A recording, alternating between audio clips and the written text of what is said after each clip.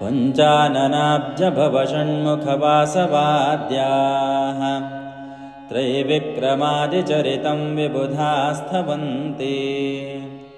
भाषापतिः पठति वासरशुद्धिमारात् श्वेशाद्रिशेखरविभो तव सुप्रभातम् ईषत्प्रफुल्लसरसेरुहनारिकेलपूगद्रुमादिसुमनोहरपालिकानाम्